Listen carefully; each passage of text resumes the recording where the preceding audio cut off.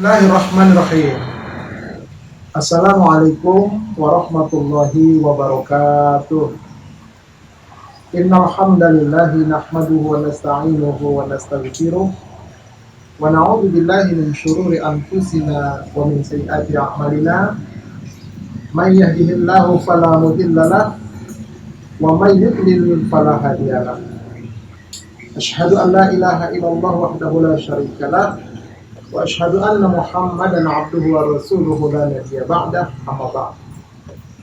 Pertama dan paling utama, tiada kata yang pantas untuk senantiasa kita ungkapkan kecuali puji dan syukur alhamdulillah kehadirat Allah Subhanahu wa taala.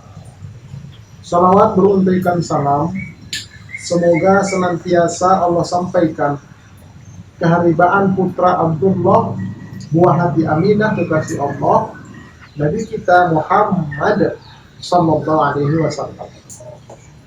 Hamba-hamba Allah yang dirahmati oleh Allah Subhanahu wa taala.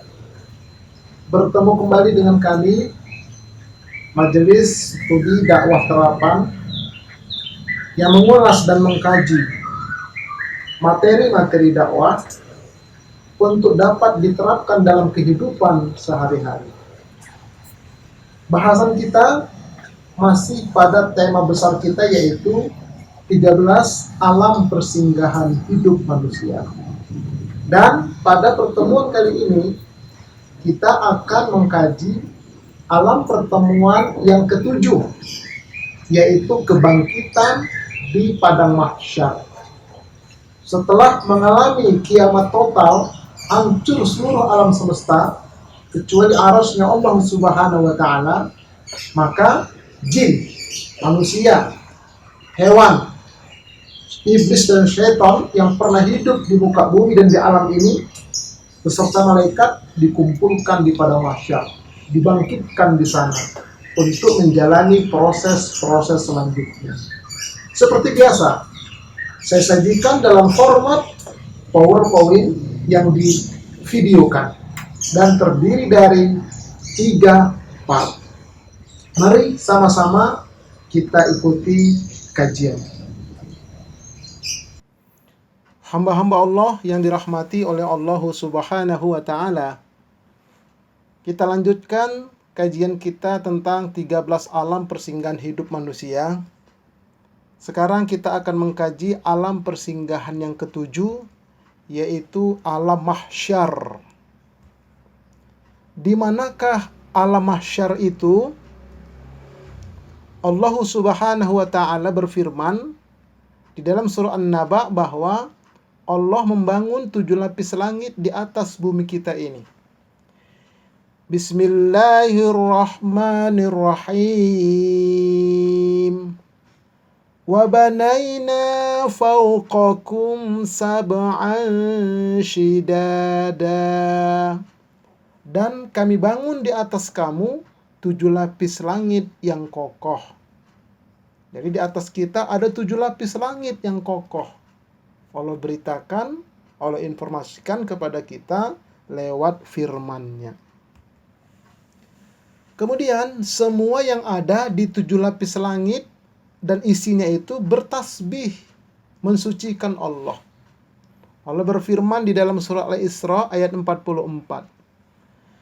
Bismillahirrahmanirrahim. Tusabbihu lahus samawati sab'u wal ardu wa man fihin wa in min syai'in illa yusabbihu bihamdihi walakin la yafqahuna tasbihahum innahu kana haliman ghafura. Langit yang 7, bumi dan semua yang ada di dalamnya bertasbih kepada Allah. Dan tak ada suatu pun melainkan bertasbih dengan memujinya. Akan tetapi kamu sekalian tidak mengerti tasbih mereka. Sesungguhnya Dia Maha Penyantun, Maha Pengampun. Jadi batu-batu, pohon-pohon, binatang-binatang, angin, semuanya bertasbih mensucikan Allah. Para malaikat. Nah, manusia dan jin yang muslim, yang beriman, bertakwa, bertasbih memuji Allah. Kecuali iblis, syaitan, juga manusia dan jin yang kafir, yang munafik, yang musyrik dan seterusnya, mereka tidak bertasbih mensucikan Allah. Nah, kemudian nanti ketika kiamat total terjadi, hanya arasy yang tidak hancur. Allah berfirman, Bismillahirrahmanirrahim. Wansyaqqatis sama'u fahiya yawma idzin wahiyah. Wal malaku ala arjaiha. Wa yahmilu arsya rabbika fawqahum yawma idzin thamaniyah. Dan terbelahlah langit karena pada hari itu langit menjadi lemah. Dan malaikat-malaikat berada di penjuru-penjuru langit. Dan pada hari itu ada 8 malaikat menjunjung aras Tuhanmu di atas kepala mereka. Jadi 7 lapis langit beserta isi-isinya semua hancur. Kecuali arasnya Allah yang dijunjung oleh 8 malaikat. Ini Allah jelaskan dalam firman-Nya. Nah, mari kita lihat ilustrasinya.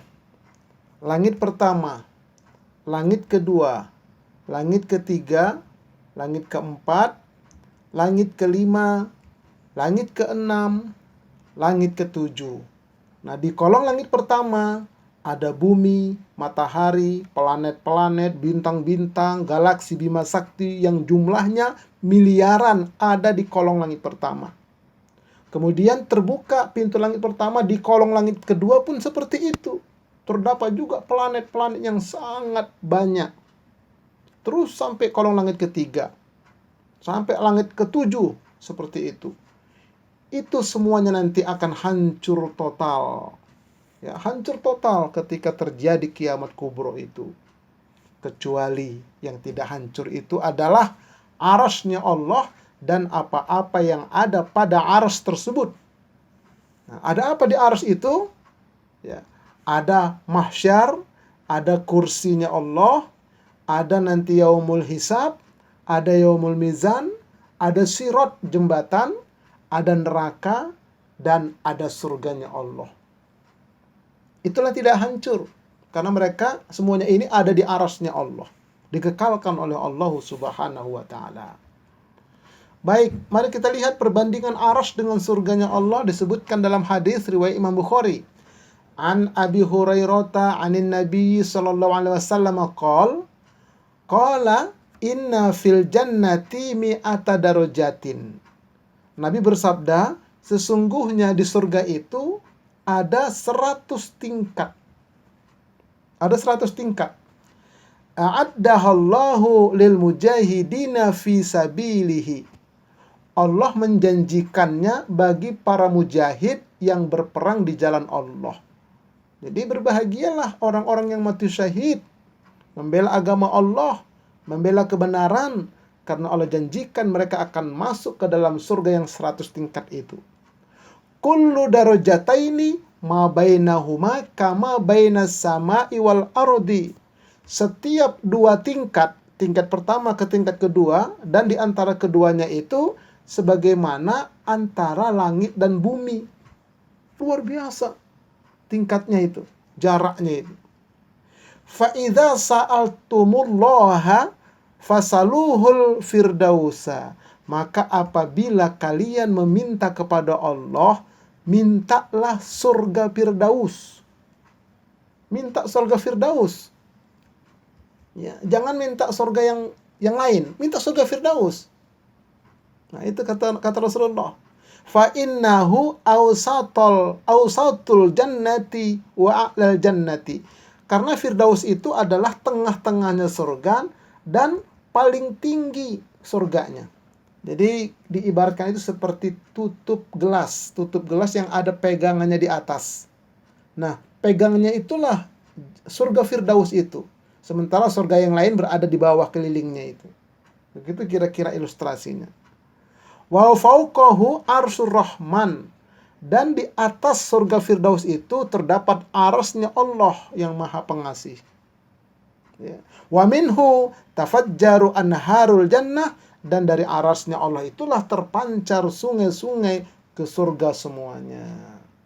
Inilah perbandingan arasnya Allah dengan surganya Allah. Surganya saja sudah 100 tingkat.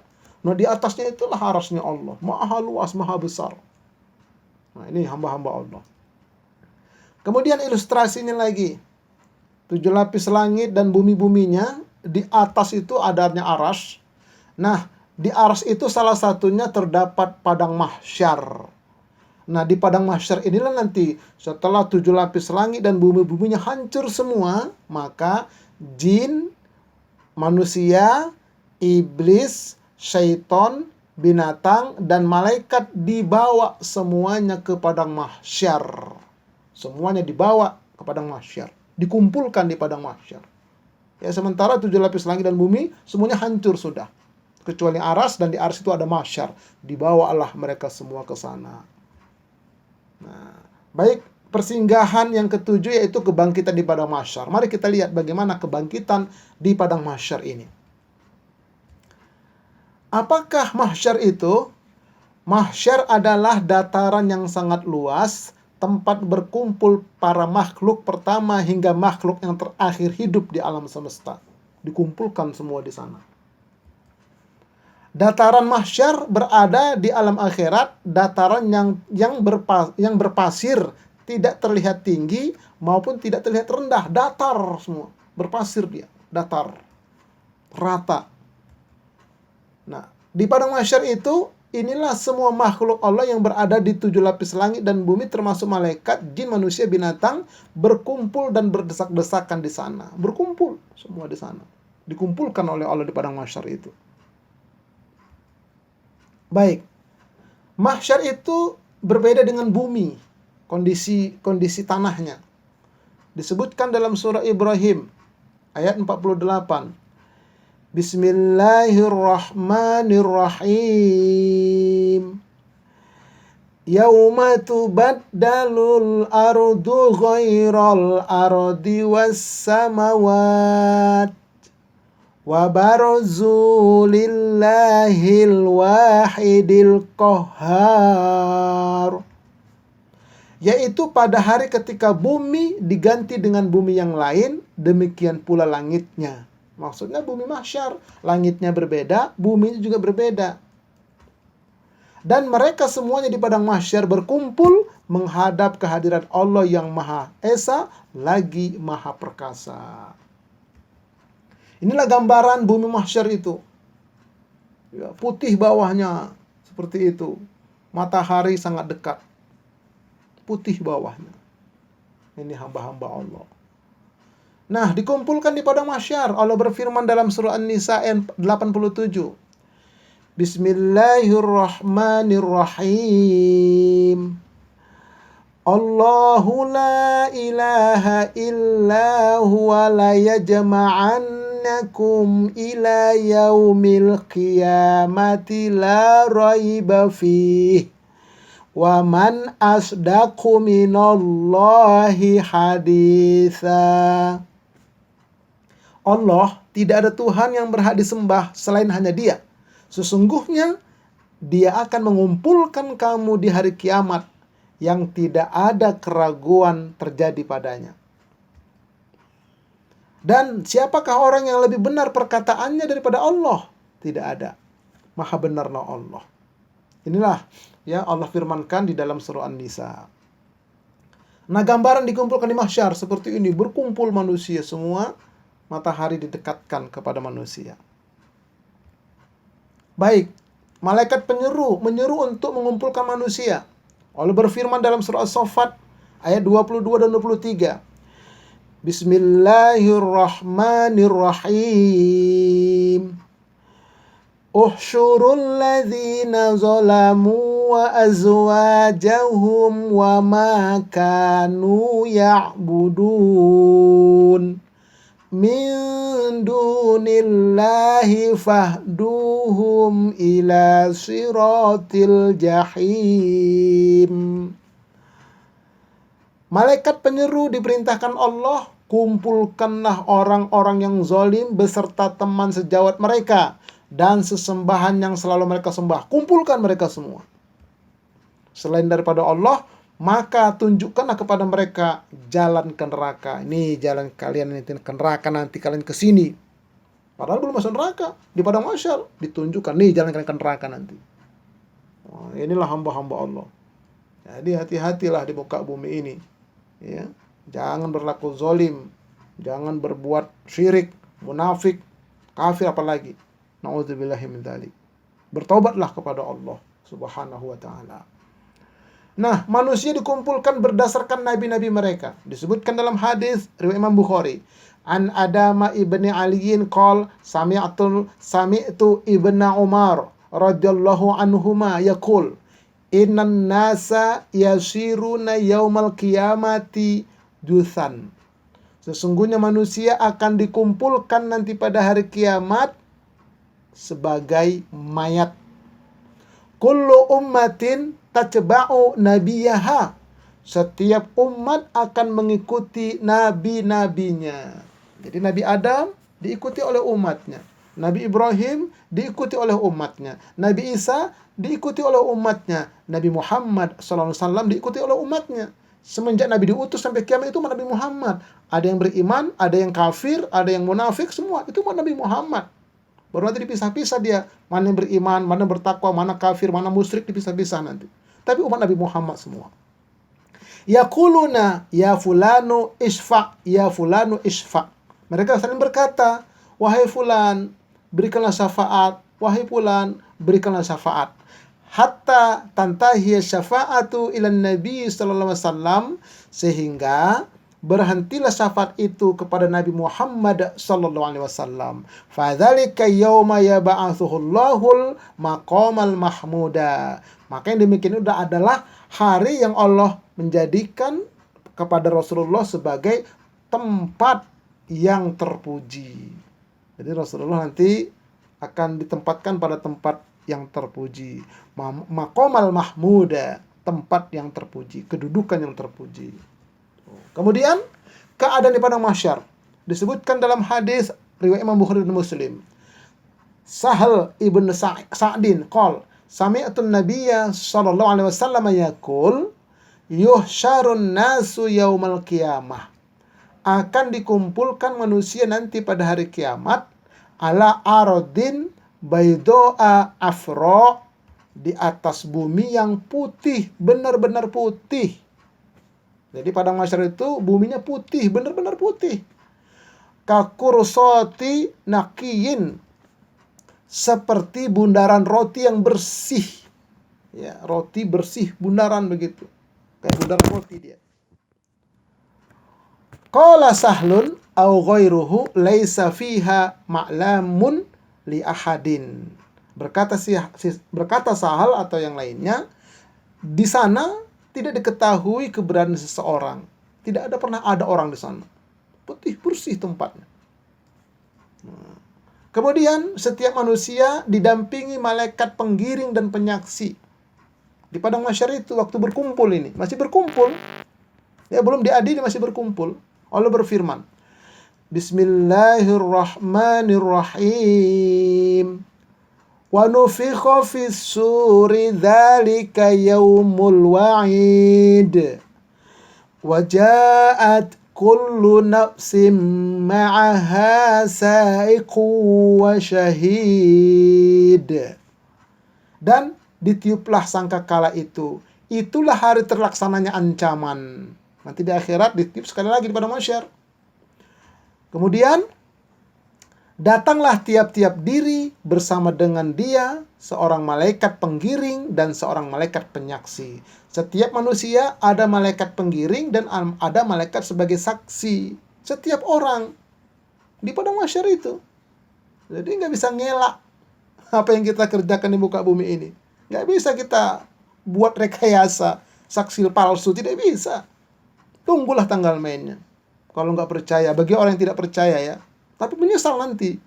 Nah, sebelum menyesal ke sana, sekarang bertobatlah kita. Baik, tempat pembalasan pada mahsyar itu. Allah berfirman dalam surah Yunus. Bismillahirrahmanirrahim.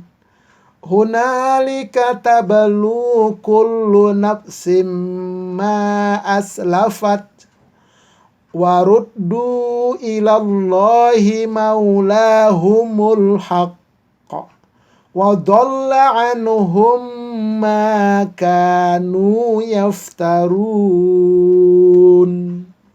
Di tempat itu pada mahsyar, tiap-tiap diri merasakan pembalasan dari apa yang telah dikerjakannya dahulu. Dan mereka dikembalikan kepada Allah, pelindung mereka yang sebenarnya. Dan lenyaplah dari mereka apa-apa yang mereka ada-adakan di muka bumi. Mereka mengada-adakan Tuhan ini, Tuhan macam-macam, lenyap semua. Karena memang tidak ada Tuhan yang berhak disembah, hanya Allah saja. Nah, di padang mahsyar nanti mereka baru menyesal. Tempat pembalasan. Hamba-hamba Allah yang dirahmati oleh Allah Subhanahu wa Ta'ala, untuk mendukung program Majelis Studi Dakwah Terapan ini, bagi yang sudah subscribe, like and share, serta memberikan dukungannya, kami ucapkan jazakumullah khair. Semoga Allah membalas dengan balasan yang berlipat ganda. Kritik, saran, dan pertanyaan silahkan tulis pada kolom komen atau lewat WA. Dan untuk menyaksikan video-video lainnya silahkan kunjungi ke YouTube pada channel Ustaz Arifin Purba Official. Insya Allah kita akan lanjutkan nanti tentang mahsyar ini pada part yang kedua.